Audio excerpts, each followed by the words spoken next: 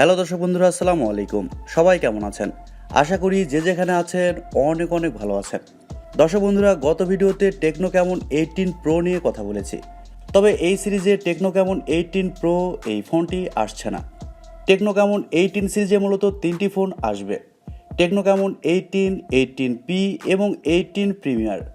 আর আজকের ভিডিওতে আমরা টেকনো ক্যামন 18 প্রিমিয়াম এই ফোনটি নিয়ে কথা বলবো। এই ফোনটি অলরেডি নাইজেরিয়ার বাজারে লঞ্চ করা হয়েছে, আর খুবই তাড়াতাড়ি এই ফোনটি ইন্ডিয়া এবং বাংলাদেশের বাজারেও চলে আসবে। ফোনটির হাইলাইটেড বিষয় হচ্ছে এই ফোনে থাকছে মিডিয়াটেক হিলিও G96 এর মতো চিপসেট, আর এছাড়াও এই ফোনে থাকছে অ্যামোলেডের একটি ডিসপ্লে এবং এই ফোনটির ক্যামেরাতে থাকছে গিম্বেল স্টেবিলাইজেশন। সব কিছু মিলে এই ফোনটি কেমন হবে এবং এই ফোনটি ইন্ডিয়া এবং বাংলাদেশের বাজারে আসলে কবে আসছে, আর এর প্রাইসই বা কেমন হতে পারে, এই সবগুলো বিষয় নিয়ে আলোচনা করব আজকের এই ভিডিওতে। পুরো ভিডিওটি অবশ্যই দেখবেন। আশা করি ফোনটি সম্পর্কে খুঁটিনাটি সব কিছুই জানতে পারবেন। আর আপনারা দেখছেন টিভি টেকটিউব, আর সবসময়ের মতো সাথে আছে আমি প্রান্ত। ভিডিওটি ভালো লাগলে অবশ্যই একটি লাইক দিতে কিন্তু ভুলে যাবেন না। চলুন শুরু করা যাক আজকের ভিডিও।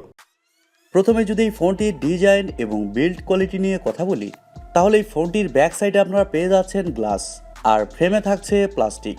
আর ব্যাক সাইডে উপরের অংশে বাম সাইডে থাকছে এই ফোনটির ট্রিপল ক্যামেরা সেটআপ এবং সঙ্গে থাকছে এলইডি ফ্ল্যাশ। আর একেবারে নিচের দিকেই থাকছে টেকনো ক্যামনের ব্র্যান্ডিং। তবে ভালো ব্যাপার হচ্ছে এই ফোনটির ফ্রেম কিন্তু কার্ভ করা হয়নি। এই ফোনটির ফ্রেম করা হয়েছে একেবারে ফ্ল্যাট, আইফোনের মতো আর কি, যার কারণে এই ফোনটিকে দেখতেও ভালো লাগবে। আবার এই ফোনটি এক হাতেও খুব ভালোভাবেই ব্যবহার করা যাবে।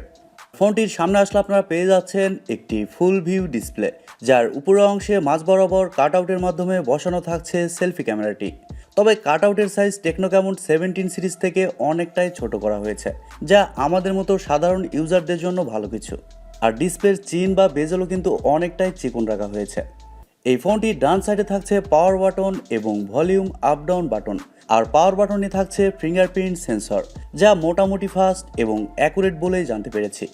আর বাম সাইডে থাকছে সিম কার্ড এবং মাইক্রোএসডি কার্ড স্লট, যেখানে থাকছে হাইব্রিড সিম কার্ড স্লট। তবে ইন্ডিয়া এবং বাংলাদেশের বাজারে যখন এই ফোনটি চলে আসবে, তখন এখানে ডেডিকেটেড সিম কার্ড স্লট থাকতে পারে, যার কারণে ফোনটিতে দুইটি সিম কার্ডের পাশাপাশি একটি মাইক্রোএসডি কার্ড ব্যবহারের সুযোগ পাবেন। আর ফোনটির একেবারে নিচের দিকে পাবেন 3.5mm headphone jack, microphone, type C slot এবং স্পিকার গ্রিল। তবে এখানে আপনারা পেয়ে যাচ্ছেন সিঙ্গেল স্পিকার, এখানে কোনো ধরনের স্টেরিও স্পিকার সিস্টেম দেওয়া হয়নি। আর ফোনটির থিকনেস করা হয়েছে 8.2mm। তবে এই ফোনটি আপনারা দুইটি কালার ভেরিয়েন্টে পেয়ে যাবেন, একটি হচ্ছে পোলার নাইট এবং আরেকটি হচ্ছে বেস্ট স্কাই। ওভারঅল এই ফোনটির ডিজাইন এবং বিল্ড কোয়ালিটি আমার কাছে খুবই ভালো লেগেছে। আপনাদের কাছে এই ফোনটির ডিজাইনটি কেমন লেগেছে কমেন্ট করে অবশ্যই জানাবেন। পাশাপাশি আপনি যদি আমাদের চ্যানেলে নতুন হয়ে থাকেন, সেক্ষেত্রে আমাদের ইউটিউব চ্যানেলটি সাবস্ক্রাইব করে আমাদের পাশেই থাকবেন, আর ফেসবুক থেকে দেখলে পেজটি ফলো করে রাখবেন। এবারে যদি এই ফোনটির ডিসপ্লে নিয়ে কথা বলি, তাহলে এই ফোনে থাকছে 6.7 ইঞ্চির একটি অ্যামোলেড প্যানেল, আর এটি হচ্ছে একটি ফুল এইচডি প্লাসের ডিসপ্লে, যার রেজুলেশন হচ্ছে 1080x2400 পিক্সেল। এই ডিসপ্লেতে আপনারা আরও পেয়ে যাচ্ছেন 120 হার্টজের রিফ্রেশ রেট, যার কারণে এই ডিসপ্লে টাচ রেসপন্স হবে খুবই ভালো। এই ডিসপ্লেতে আরও থাকছে 393 ppi ডেনসিটি, আর ফোনটির স্ক্রিন টু বডি রেশিও হচ্ছে 87.2%, এবং এছাড়াও থাকছে 550 নিটস টাইপ ব্রাইটনেস। দর্শক বন্ধুরা, অ্যামোলেড ডিসপ্লে থাকার কারণে এই ডিসপ্লের কোয়ালিটি হবে খুবই ভালো, যার কারণে এই ডিসপ্লেতে যে কোনো কন্টেন্ট প্লে করলে শার্পনেসের ঘাটতি একদমই হবে না। আর দিনের আলোতেও এই ফোনটি খুব ভালোভাবে ব্যবহার করতে পারবেন, ব্রাইটনেসের সেরকম কোনো ঘাটতি হচ্ছে না। এবারে কথা বলা যাক এই ফোনটির সফটওয়্যার এবং পারফরমেন্স নিয়ে। এই ফোনে থাকছে অ্যান্ড্রয়েড 11, যার ব্যাকএন্ডে থাকছে iOS 8.0। তবে টেকনো বলছে খুব শীঘ্রই তারা এই ফোনে অ্যান্ড্রয়েড 12 ভার্সন দিয়ে দিবে। আর আমি প্রথমে বলেছি এই ফোনটিতে চিপসেট হিসেবে থাকছে মিডিয়াটেক হিলিও G96, যা একেবারে একটি নতুন চিপসেট। আর এই সেম চিপসেট কিন্তু রিয়েলমি 8i ওই ফোনটিতেও আমরা দেখতে পেয়েছি। এই চিপসেট 12 ন্যানোমিটার আর্কিটেকচারে তৈরি করা একটি অক্টাকোর প্রসেসর।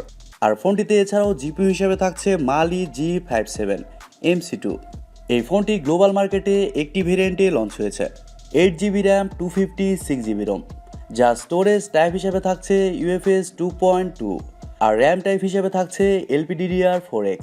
দর্শক বন্ধুরা, মিডিয়াটেক হিলিও G96 একটি পাওয়ারফুল চিপসেট এবং এই চিপসেটটি থাকার কারণে এই ফোনটিতে খুব ভালোভাবে আপনারা গেমিং করতে পারবেন।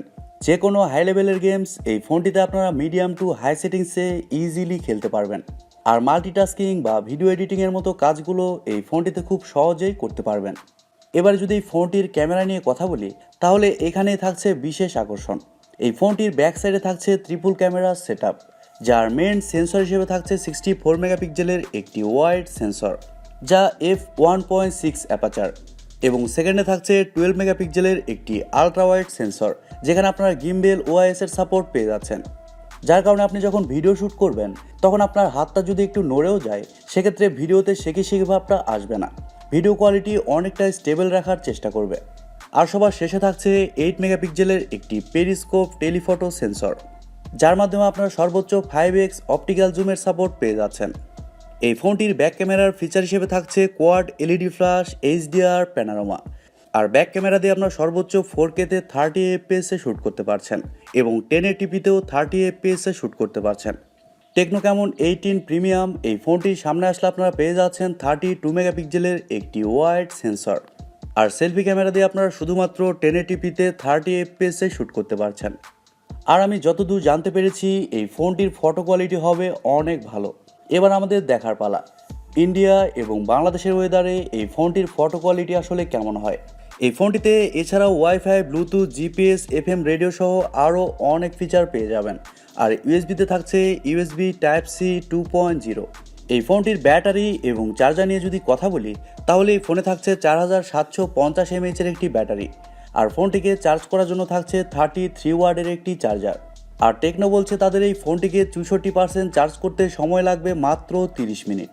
তার মানে বুঝতেই পারছেন এই ফোনটি খুব অল্প সময় ফুল চার্জ করতে পারবেন। আর যেহেতু এই ফোনটিতে 4750 mAh-এর একটি ব্যাটারি ব্যবহার করা হয়েছে, সেহেতু এই ফোনটি আপনি এক চার্জে ইজিলি একদিন চালাতে পারবেন। এবারে কথা বলা যাক এই ফোনটির প্রাইস এবং লঞ্চিং ডেট নিয়ে। আমি প্রথমে বলেছি এই ফোনটি নাইজেরিয়ার মার্কেটে লঞ্চ হয়েছে। ধারণা করা হচ্ছে এই ফোনটি ইন্ডিয়ার বাজারে 18 থেকে 19,000 রুপির মধ্যেই চলে আসবে। ইন্ডিয়ান মার্কেটে এই ফোনটি অক্টোবরের শেষের দিকে আসতে পারে। আর বাংলাদেশের বাজারে এই ফোনটি নভেম্বরের শুরুর দিকে আসতে পারে। বাংলাদেশের বাজারে এই ফোনটি লঞ্চ হতে পারে 25 থেকে 26,000 টাকায়। এবারে কথা বলা যাক অল ওভার এই ফোনটি আপনার জন্য কেমন হবে।